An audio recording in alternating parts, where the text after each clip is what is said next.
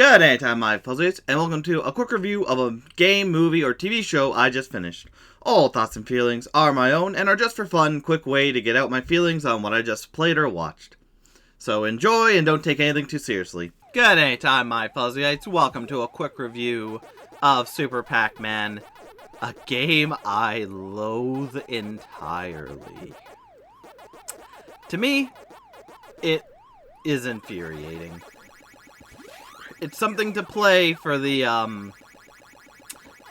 nostalgia and see how Pac-Man's changed and improved or not improved through the decades, see how it's grown and become what it is, what it was, whatever ever be.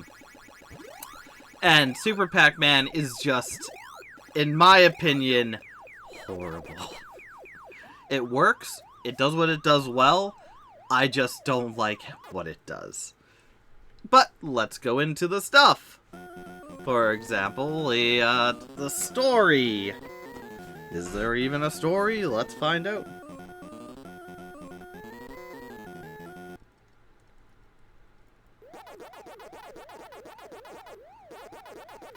Super Pac Man story.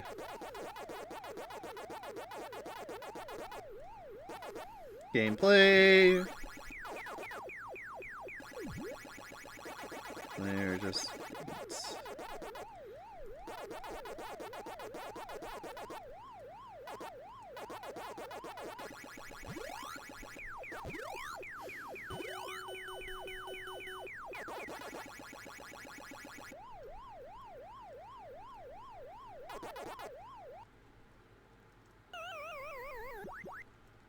Yeah, no real story. Like all the other Pac-Man and Miss Pac-Man before it.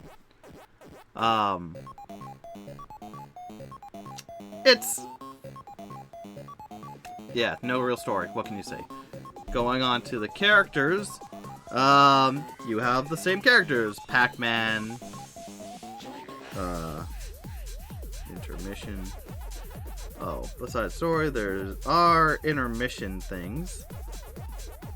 So we got the one of Pac-Man becoming giant and walking, or going above all the ghosts, but not eating them. That leads them.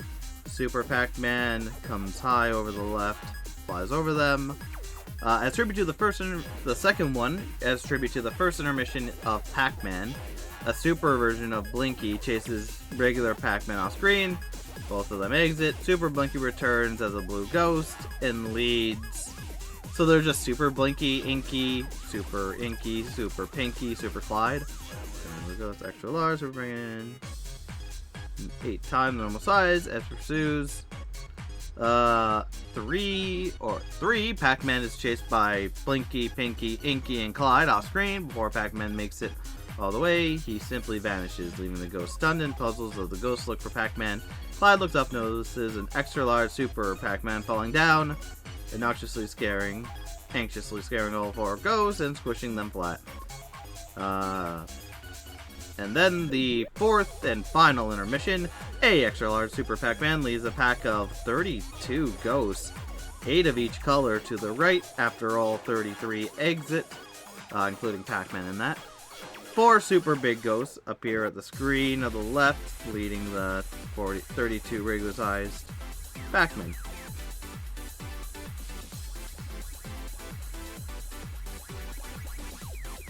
Yeah, okay. Interesting.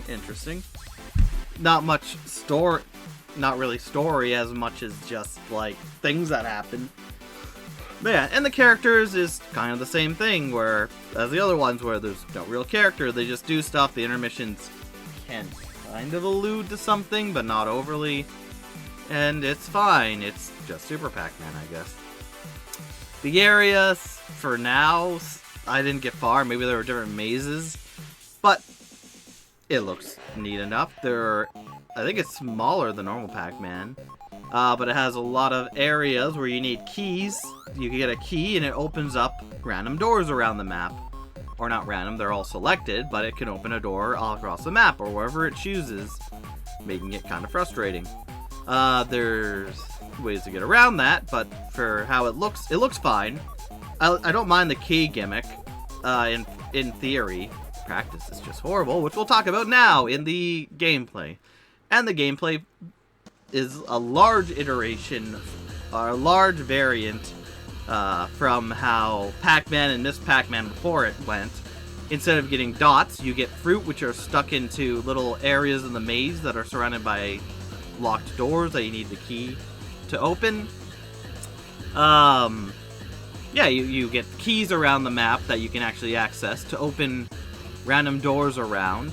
They can be, they're all pre-selected. They'll open a certain amount of doors or whatnot, but you get a key, doors open somewhere in the maze. You go eat all the fruit and all the super pellet returns, which turns all the ghosts blue, and catch them.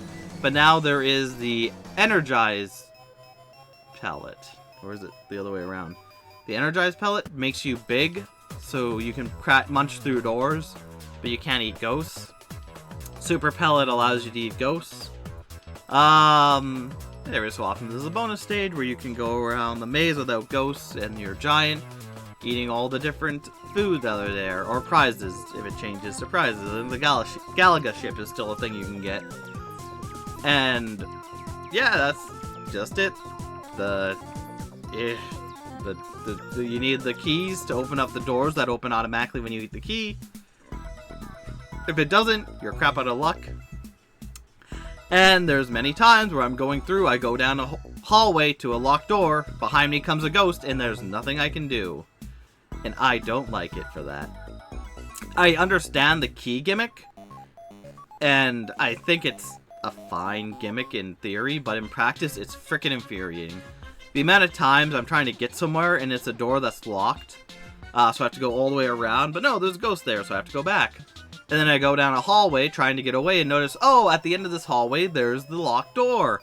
Now I'm screwed as the ghost comes towards me, because it just won't go, oh, sorry bro, Pac-Man. Didn't notice you were unable to get away, dog. I'll just backtrack out of this his house and whatnot. Later, skater. And like backs up, because they don't do that. So the amount of times I've died or been going around going, okay, I need to get into this area. Not to mention, sometimes you have to be very quick to turn that way. As in the first Pac-Man, there was always at least a little bit of a buffer between areas, so you had at least a second to turn. Now there's just, you go forward from an open space, wall in between, and then an open space. So you have to be quick. I'm not always quick. So sometimes I miss it completely and then turn another way. But then that leads me to ghosts, or no, now I need to turn back around, but oh no, now there's ghosts behind me and whatnot. Overall, I get what they were doing with the gameplay of adding keys, but it makes everything more difficult. So much more difficult than it ever had to be for a,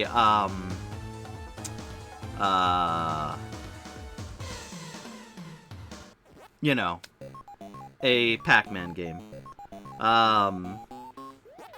But whatever, it's fine. It works enough, okay? I don't like it. I personally don't like it. And going on to Legacy, yeah, it changes up a lot of the... It changes up, basically, most of the formula of Pac-Man / Miss Pac-Man, where instead of dots, you're eating just the fruit is just there. You have to... The maze is locked. A lot of the parts of the maze are locked, so you need keys to go into them. So, for me, it's not the worst iteration in the world. It still keeps a lot of what makes Pac-Man No, it does. It changes up. It would be fine if you had to get the fruit. I hate the key mechanic. It is such an unneeded, bothersome bore to go around. It's just not well implemented. Or I think it's as well implemented as it could be. I just don't like it. It is not my favorite. I say, like, play it a few times to see how it is. But I would much rather play Pac-Man or Miss Pac-Man. That's it. Because, yeah, and going over all of it, it's a fine game. It does what it needs to do. It works really well for what it wants to do. I just hate it. I hate it so much. The door thing is such a bothersome thing that I got killed so many times because, oh, the door's not open. Oh, you can't escape this way. The door's not open. Oh, you went down a hallway where the door's locked. Tough, man. You're gonna die. Yeah, did not like it. Did not like it at all. But either way, we're done here, so we're going to move on to the next game. I think Donkey Kong 3. So, thank you, my feathers, for watching, and I'll see you in a bit or next anytime. Take care.